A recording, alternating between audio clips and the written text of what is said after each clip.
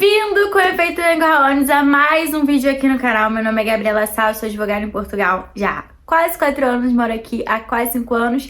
Aqui não porque eu estou em Barcelona, como eu falei no último vídeo, estou aqui durante um mês em Barcelona, trabalhando remoto para as coisas em Portugal. E bem, no último vídeo eu falei com vocês sobre 5 negócios muito rentáveis em Portugal. Dentre um deles eu citei a área da construção civil, tanto para trabalhadores que queiram trabalhar em obras, como também para pessoas, empreendedores que queiram abrir um negócio relacionado à construção e obras em Portugal. E hoje eu vou falar para vocês como que faz para abrir uma empresa de construção civil aqui em Portugal. Então bora pro vídeo!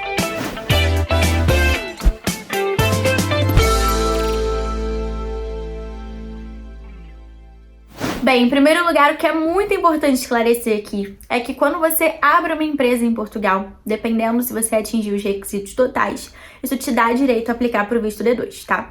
Se você já está em Portugal e você deseja abrir essa empresa, você pode optar pela via da manifestação de interesse, que atinge ali os empreendedores que tenham constituído uma sociedade nos termos da lei. O único problema da manifestação de interesse é que isso se aplica a quem não veio com visto de residência aplicável e já está em Portugal. E esse processo de legalização demora 2 a 3 anos, enquanto se você vier com visto adequado, você vai conseguir o seu título de residência em apenas 6 meses, tá? Então, se você estiver no Brasil, esquece manifestação de interesse, essa não é a via legal, não é a via correta, veja o visto adequado para você. Se você já estiver em Portugal e já estiver constituindo uma empresa ou querendo constituir, você vai ter que optar pela manifestação de interesse, que não é o correto e o certo, tá bom? Mas é a única opção nesse caso. Na verdade, é a única opção nesse caso se você não tiver aí enquadrado nas dispensas de visto de residência, que seria se você conseguisse matrícula em alguma universidade, algum estudo de nível superior ou profissionalizante, tá? Se você tiver um filho, dependendo da idade, na escola. Então vai depender aí de algumas questõezinhas legais que, se você precisar de uma análise específica, eu sugiro que mande um e-mail para gabrielasa@abbsa.pt, que lá vai ficar mais fácil de entender a sua situação, ou coloca aqui nos comentários também a sua dúvida, que com certeza eu vou tentar responder, tá bem? Bem, a primeira coisa em relação ao tipo de sociedade que você deseja abrir,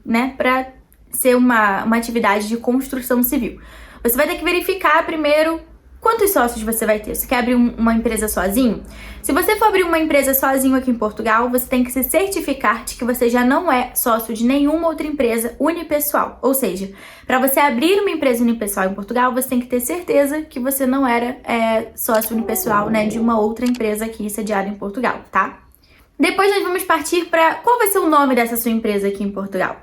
No caso, a sua empresa vai ser um nome específico de que você já quer trazer uma empresa de outro país para cá, ou você não se importa muito com esse nome. A gente tem uma lista de nomes, então são nomes muito diferentes, assim, que não tem muito a ver, sabe? São como se fossem os nomes fantasia que a gente usa no Brasil, aqueles nomes sem fundamento, que o McDonald's, quando você vê na fatura, na nota fiscal, não se chama McDonald's, é um pouco isso. Então, se você quiser que a sua empresa continue com um nome que já tem no mercado e tal, a gente sempre aconselha que se peça o certificado de admissibilidade, que tem um custo aí atualmente de 75 euros. Esse certificado de admissibilidade é você solicitando a entidade portuguesa que abre as empresas, no caso a Conservatório do Registro Comercial, você dizendo que, olha, eu tenho essa empresa com esse tipo de CAI, ou seja, esse tipo de atividade, e o nome vai ser esse. E aí eles vão verificar quem é o sócio, se já possui ali naquela localidade alguma outra empresa que tenha um nome parecido, que possa gerar uma confusão na cabeça das pessoas. Então isso tudo vai ser verificado, que nem quando você pede um registro de marca no INPI. Então, vai ser basicamente a mesma coisa, tá? Você vai passar ali para uma triagem até que seja realmente definido aquele pedido, para que a sua empresa tenha aquele nome que você quer. Então, a gente sempre aconselha que nessa lista, quando a gente pede esse nome para o nosso cliente, sejam ali estabelecidos 10 nomes. Às vezes pode mudar a ordem, pode colocar um D antes de uma palavra, tipo, não sei o que lá, D, tananã. Então, a gente vai fazendo assim umas alterações para que alguma dessas seja deferida. Isso se você quiser um nome específico. Caso você não queira esse nome específico, você pode solicitar um nome ali na hora, que fica normalmente entre 24 e 48 horas fica disponível uma lista, a gente apresenta essa lista e aí pronto, você consegue verificar qual a empresa que você vai querer, qual o nome da empresa que você vai querer. Você também vai precisar, para abrir uma empresa aqui em Portugal, indicar a sede, tá? O que acontece? Às vezes acontece um problema. Quando a pessoa não tá aqui em Portugal, ela às vezes precisa de alguém para indicar uma sede aqui. Então aqui em Portugal tem várias incubadoras, são centros de tecnologia espalhados pelo país, né? Na verdade, como se fossem abastecidos pela Câmara Municipal de cada freguesia. Então, por exemplo, onde eu moro é o Fundão. Então o Fundão ele recebe algumas empresas para ser a sede. Essa sede é gratuita, dependendo do lugar. Lisboa já começou a ficar muito lotado de empresas, Porto também, então começaram a ir pro interior. Então, às vezes é interessante pro interior também receber essas empresas. Onde eu moro recebem muitas empresas de tecnologia da informação. E também tem empresas de construção civil, inclusive eu já abri uma de construção civil lá no Fundão, mas era para funcionar no Fundão. Não precisa necessariamente funcionar naquele lugar, né? Tem que funcionar em Portugal. Mas eles dão como, digamos assim, benefício a pessoa a empresa, no caso, ser sediada naquela cidade, tá? Pra ter determinados incentivos, ok? Da Câmara daquela freguesia. Então, determinados casos, quando você não tem uma sede, você pode procurar uma incubadora, tá? Aí você consegue descobrir as incubadoras no site do IAPMEI. E lá você consegue ver se tem alguma que pode sediar a sua empresa ou não. Você também vai ter que verificar qual o CAI principal e os CAIs secundários dessa empresa. O que isso significa? Você precisa verificar qual a atividade principal que vai estabelecer a sua empresa. No caso de construção civil, a gente já sabe. Então, basicamente, a análise que você tem que fazer é entrar numa lista de CAIs e verificar. Ah, ok, minha empresa vai desempenhar isso, aquilo, nananana. E tudo isso vai ser o objeto do pacto social da sua empresa constituída, tá? Óbvio que numa assessoria jurídica, tudo isso também a gente participa de todos os detalhes, né? Pra que flua muito bem a abertura dessa empresa e que ela realmente desempenhe o que o sócio deseja. Bem, depois a gente vai para a parte do capital social. O que acontece? Quando tem um capital social, né, toda empresa tem que ter um capital social, aquilo ali é o que vai fazer a empresa andar, caminhar com as próprias pernas. É um valor que vai ser utilizado pela própria empresa para conseguir se manter, né? Então, nós recomendamos sempre um valor específico, mas em Portugal, pela legislação, o mínimo para você abrir uma empresa é €1. Então, você pode colocar o capital de 2, 3, 4 euros, mas é óbvio, a sua empresa, o capital social dela tem que ter a ver com o que ela vai desempenhar como atividade. Se eu abro uma empresa unipessoal, que é para eu mesma ser a sócia, né? Só eu vou ser a sócia, por isso ela é unipessoal, e o capital social dela é baixo, e é só mesmo para eu conseguir lucrar em termos fiscais, digamos assim, pagar menos imposto do que se eu tivesse uma atividade aberta como pessoa singular. Nesse caso, o que acontece? Pode ser um capital social menor, abaixo, né? Do que uma empresa de TI, por exemplo, grande no mercado que decide contratar mais de 500 funcionários. Óbvio, o capital social dessa empresa vai ter que ser muito maior do que a minha, que é uma unipessoal, e que é uma empresa que só eu mesma vou mexer e que estou me representando. Então vai depender do que você pretende com a sua empresa, né? O capital social, ainda mais para fins de visto, ele vai ter que ser um capital social que tenha sentido com o seu plano de negócios. Não adianta no seu plano de negócios você falar que pretende empregar não sei quantas pessoas e o capital social não fazer sentido para isso. Então isso também tem que ser verificado para fins de visto. Se você já está em Portugal e se você deseja constituir uma empresa aqui, nesse caso, você também vai ter que verificar qual o fim dessa empresa, o que você almeja com essa empresa, né? Quando a gente fala de construção civil, a gente fala de capitais sociais mais altos. Por quê? Porque vai ter que ter trabalhador. Ou se não tiver trabalhador especificamente, contrato de trabalho, prestadores de serviços, né? Pedreiros, pessoas ali, fiscalizadores da obra, vai ter que ter toda aquela questão da segurança, então vai ter que ter um licenciamento para isso. Então, é recomendável que seja um capital social, sim, um pouquinho mais alto, né? Não pode ser €1 ou 1.000 euros, vai ter que ser um pouco mais, tá? E aí, gente, precisamos ver a forma de obrigar dessa empresa. O que é a forma de obrigar? Toda empresa tem que ter um gerente aqui em Portugal. Esse gerente é responsável por todas as negociações da empresa em termos contratuais. Então, o gerente é a pessoa responsável por aquela empresa. Se acontecer qualquer problema com aquela empresa e ela quebrar, ela ficar com dívida, vai recair sobre a responsabilidade sobre o gerente. No caso das unipessoais, normalmente, os próprios sócios são os sócios gerentes, né? A figura do sócio gerente. Mas acontece que em empresas muito grandes, normalmente, pode ser que tenha mais de um gerente. Você pode, na empresa, ter a intervenção de mais de um gerente. Não precisa ser necessariamente um. Só que esse gerente, normalmente, ele tem que pagar valores para a segurança social.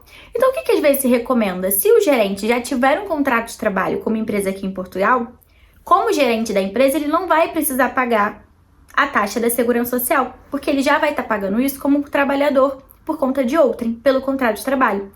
Então, é interessante sempre verificar quando nomear o gerente, quem é esse gerente? Ele já tá aqui em Portugal, não tá? Quem vai ser esse gerente? Porque depois que você faz a entrega ali da segurança social, que normalmente é feito pelo contabilista, né, dessa empresa, você vai ter obrigações com a segurança social, tá? Que você vai ter que pagar taxas.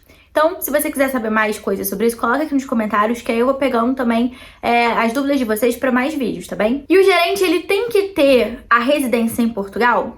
Não necessariamente, nem o sócio, tá? Agora, o que ambos precisam ter? O NIF. Então, o único requisito para alguém que não mora em Portugal, não tem o mínimo contato com Portugal, abrir uma empresa em Portugal, é ter o tal do NIF, tá? Se você não sabe o que é o NIF, tem vídeo aqui no meu canal sobre isso, tá? Mas relembrando, se você é do Brasil, você vai saber que o NIF é o CPF português, ok? E se você não tiver o NIF, você não consegue abrir uma empresa em Portugal. Então, o primeiro passo para qualquer cliente que chegue, que abre uma empresa aqui, a gente solicita o NIF. E o que acontece em relação ao NIF? Se você é uma pessoa que não reside aqui em Portugal ainda e quer solicitar esse NIF, nós fazemos procuração, ou você pode pedir auxílio de outra pessoa para abrir seu NIF, para solicitar seu NIF nas finanças, e você passa a ter um número fiscal português. Ter um número fiscal português faz com que você seja obrigado a ter rendimentos e declarações de imposto de renda em Portugal? Não, tá? Só se você oferir rendimentos em Portugal.